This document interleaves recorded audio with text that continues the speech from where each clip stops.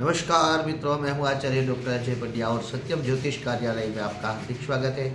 दोस्तों, सबसे बड़े सवाल आजकल जो पूछे जा रहे हैं, 29 तारीख को सूर्य ग्रहण है, तो हमें कौन कौन सी परिस्थितियों का सामना करना पड़ेगा और हमें क्या क्या नियम के पालन करने पड़ेंगे। और इसी समय पे जब शनिदेव है वो मीन राशि में प्रवेश कर रहे हैं, और आप जानते हैं वैसे सूर्यदेव पहले से ही मीन राशि में है, और यहाँ पे षष्टांग योग बन रहा है। एक साथ 6 ग्रह एक साथ आ रहे हैं, जिसमें वहाँ पे बुध भी है, शुक्र भी है, राहु भी है, और चंद्रमा भी है, और सूर्यदेव भी है। तो ये छः के 6 ग्रह एक साथ आ रहे हैं, तो आपके जीवन पर क्या प्रभाव करने वाले हैं, ये बात लेके आया हूँ। कई लोगों के ये प्रश्न आए कि हमारी राशि है, हमारी मेष राशि है, तो हम पर क्या तो प्रभाव पड़ेगा, हमारी वृषभ राशि है तो हमारे के पर क्या प्रभाव पड़ेगा। खास करके कई बहनों के फोन आए कि दादा, हमार जो सूर्य ग्रहण है और गर्भवती हमारे घर में कोई है, तो उनके लिए हमें क्या करना पड़ेगा और किन किन नियमों का पालन करना पड़ेगा, बाहर निकलेंगे नहीं निकलेंगे, क्या खा सकते हैं क्या पी सकते हैं। तो पहली बात ये बता देता हूँ दोस्तों कि जो सूर्य ग्रहण होने वाला है वो सूर्य ग्रहण भारत में दिखाई देने वाला नहीं है, इसलिए कोई भी नियमों का पालन आपको करना नहीं। दूसरी बात, कई लोगों ने यह भी पूछा कि सूतक लग रहा है, तो हमें सूतक का पालन कैसे करना है। जब भारत में सूर्य ग्रहण दिखाई नहीं देने वाला है, तो आपको सूर्य ग्रहण और सूतक का पालन कैसे करना है। कोई जब आपके सामने समस्या आई नहीं है, तो उसका उकेल क्यों निकालें। इसलिए जो भी आपको बता रहे हैं, जो भी कई लोगों ने बताया कि हमने YouTube पर देखा कि महाभारी महाप्रलय ये वो जो भी आने वाला है, लेकिन आप पर जो उसकी असर होने वाली थी या होने वाली है, उसका निर्णय इस बात से आप नहीं लगा सकते।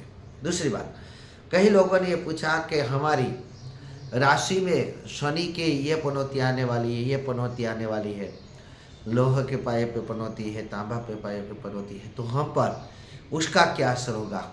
तो दोस्तों, मैंने कई बार ऐसा बताया है कि आपकी राशि पर से किसी की अगर राशि में शनि प्रवेश कर रहे हैं, फिर भी एक राशि पर उनका प्रभाव सब नहीं रहता, यानी कि सभी को एक साथ अच्छा या बुरा फल नहीं दे सकते।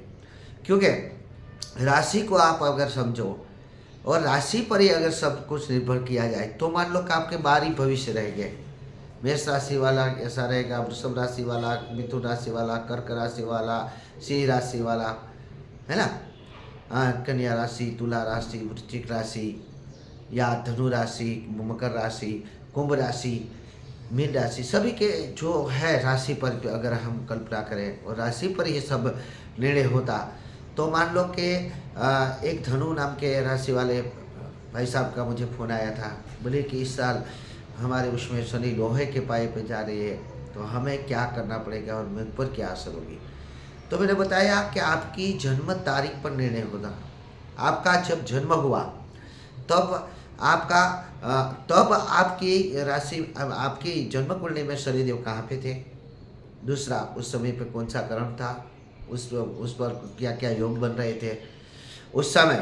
अन्य जो ज्योतिष शास्त्र के हिसाब से अन्य जो हम पत्र लेते हैं वो कैसे थे, उस पर से निर्णय होगा।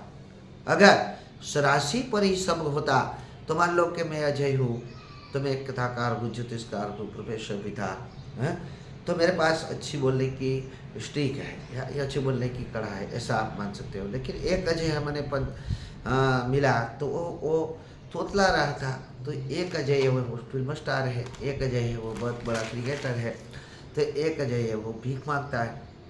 तो यहाँ पे राशि के हिसाब से पूरा नहीं होता, राशि के हिसाब से आपको 0.5% इधर से उधर हो सकता है। दूसरी बात है कि शनि देव जो है 5 ग्रहों के साथ उस समय पे आएंगे, यानी कि षष्टांग योग बन रहा है, वो आपकी जन्म कुंडली के हिसाब से पता चलेगा कि आपकी जन्म कुंडली में ग्रहों की चाल उस समय कौन सी थी, उस समय कौन सा योग था, कौन सा नक्षत्र था, नक्षत्र का कौन सा चरण था, कौन से पाए पे थे। तो ये सब जानकारी आप पूरी डिटेल मिलाकर अगर आप किसी ज्योतिष के पूछोगे कि हमारे पर शनिदेव की क्या असर होने वाली है, तो आपको परिपूर्ण रूप से इसका जवाब देंगे। देखो, शनिदेव का आगमन कब हो रहा है, तो 29/3/25 सुबह 5:24 और 40 सेकंड को शनिदेव है वो मीन राशि में प्रवेश कर रहे हैं। तो शनिदेव जब मीन राशि पर प्रवेश करेंगे तो सबसे बड़ा घातक देखिए क्या, हम वैसे तो आप जानते हैं कि सूर्य और शनिदेव है, वो दोनों पिता पुत्र है, लेकिन सूर्य वहाँ पे अमावस भी योग भी बन रहा था क्योंकि चंद्रमा भी उसके साथ था। वहाँ पे अगर देखो तो ये शनि के प्रवेश होते ही वहाँ पे 20 योग भी बन जाएगा। तो ये जो सब योग बन रहे हैं, और जैसे षष्टांग योग बन रहा है तो वो समस्या तो अवश्य ला सकते हैं, क्योंकि एक ही घर में अगर आपके पास छोटा सा घर है, उसमें अगर 5 लोग रह सकते हैं और उसमें आपने 10 या 10 से ज़्यादा लोगों को रहने के लिए दे दिया तो उसमें समस्या तो अवश्य आएगी। तो समस्या आएगी, लेकिन वो आप पर कितनी आएगी वो राशि पर नहीं बता सकते। इसलिए आपको ये अवश्य ध्यान रखना चाहिए कि आपकी जन्म कुंडली आप अच्छे ज्योतिष के पास, आपके बुजुर्ग के पास बताइए और उनसे सलाह लीजिए कि आपको क्या करना है। बाकी कई लोगों ने बोला कि हम क्या जब कर सकते हैं तब कर सकते हैं, तो आपका शनि अगर बलवान भी हो रहा है तो भी आप सोम सम शनिश्चराय नमः का जाप अवश्य कर सकते हैं, शनिदेव की पूजा कर सकते हैं, शनिदेव को सरसों का तेल का दीपक जला सकते हैं, शनिदेव के पीपल में पानी दे सकते हो। पितरों को मुक्त करने का भी ये अमावस्या का तिथि जो आती है उस पर आप पितृदेव की कृपा प्राप्त करने के लिए भी आप वहाँ पे जल चढ़ाए, अपने पूर्वजों को मुक्ति के लिए प्रार्थना करें, ये भी कर सकते हैं। और शनिदेव को काला तिल भी चढ़ा सकते हैं, और हनुमान जी की पूजा भी महाफलदायक है। लेकिन षष्टांग योग जो बन रहा है, और षष्टांग योग में आप पर कोई भी समस्या ना आए, जैसे कि 6 ग्रह एक साथ आ रहे हैं, बुध है, शुक्र है, सूर्य है, बुध नहीं है, और राहु और चंद्र और शनिदेव है ना।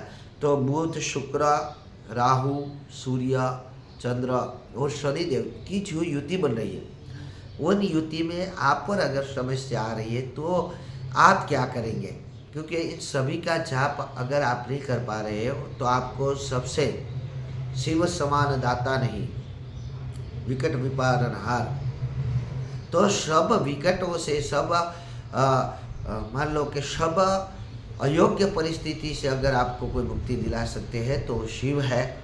और शिव के पास आप जाओगे और शिव की पूजा करोगे, आप शिव के कोई भी मंत्र लोगे या कोई भी मंत्र, आप पंचाक्षर मंत्र ले लीजिए, आप उसका महामृत्युंजय मंत्र ले लीजिए, कोई भी मंत्र ले लीजिए और उसका जाप करेंगे और उन परिस्थितियों को संकट से बाहर निकलने की प्रार्थना करेंगे, अवश्य आपको फायदा होगा। शिव का रुद्राभिषेक कीजिए, पंचामृत अभिषेक कीजिए, पंचामृत में काला तिल डाल के अभिषेक कीजिए, तो इन बातों से आपको बहुत बड़ा फायदा होने वाला है। बाकी रही बात आपकी कि सूर्य ग्रहण पर हमें क्या क्या नियम के पालन करने हैं, आपको कोई भी नियम के पालन नहीं करने हैं, क्योंकि सूर्य ग्रहण इंडिया में दिखाई नहीं देने वाला, भारत में दिखाई नहीं देने वाला। सूर्य ग्रहण कब से लग रहा है, कई लोगों ने पूछा कि कब से लग रहा है, तो 29 तारीख को भारत के समय के अनुसार दोपहर को 2:21 से लग रहा है। उसका मध्यम काल होगा 4:28 और ग्रहण मोक्ष होगा 6:14 और 12 सेकंड को होगा। तो इस समय को आप नोट कर लीजिए, लेकिन हमें नोट करने के बाद भी कोई पालन करने की आवश्यकता नहीं है। कोई अपनी चीज़ वस्तु को फेंकने की या अपने जल को बदलने की कोई आवश्यकता नहीं है। गर्भवती स्त्री को कोई पालन करने की आवश्यकता नहीं है। वृद्धों को या बालक के लिए भी कोई आवश्यकता नहीं है। और दिखाई कहाँ पे देगा, कई लोगों ने पूछा है कि भारत में अगर नहीं दिखाई देने वाला है तो कहाँ पे दिखाई देने वाला है। तो ये जो सूर्य ग्रहण है वो यूरोप में दिखाई देगा, उत्तर और दक्षिण अमेरिका में दिखाई देगा, रशिया में भी दिखाई देने की संभावना है, संभावना नहीं, रशिया में दिखाई देगा, और दक्षिण अफ्रीका में भी दिखाई देने वाला है। तो आप सभी को फिर से निवेदन है कि आप, कई लोग अपने YouTube का प्रचार करने के लिए, अपना खुद का प्रचार करने के लिए ज्योतिष शास्त्र का ज्ञान होने ना होने पर भी, विज्ञान का ज्ञान ना होने पर भी ऐसे वीडियो बनाकर रख देते हैं और कई लोगों को इनसे बचने की ज़रूरत है। उनको समस्या आ रही है, ऐसा संकट आ रहा है, ऐसे सोचकर कई लोग क्या क्या करने लगते हैं। लेकिन आपसे मुझसे निवेदन है कि आपको कुछ बात सूर्य ग्रहण के हिसाब से नहीं करनी है, ना ही आपको जो शनि की युति हो रही है मीन राशि में, उससे आपको क्या नुकसान हो। सभी को एक साथ नुकसान नहीं होगा, वो बात अपने मैंने समझा दी है। आपकी ज्योतिष शास्त्र के जानकार है, जो ज्योतिष है, जो आपके बुझे हुए हैं, उनसे सलाह लेकर आपको अपने लिए बारे में कुछ भी सोचना चाहिए। बाकी सब श्री हरि की कृपा से होता है, तो भगवान के चरणों में जाना चाहिए और महादेव के चरणों में जाके उनके अभिषेक कीजिए। महादेव के चरणों में अपनी समस्या रखिए और महादेव को अपनी समस्या हल करने का प्रार्थना कीजिए। अवश्य आपकी प्रार्थना स्वीकार होगी और आपकी सभी मनोकामना पूर्ण होगी। सभी को जय महादेव, जय श्री कृष्ण। और जो आपने घट स्थापन के लिए और नवरात्रि के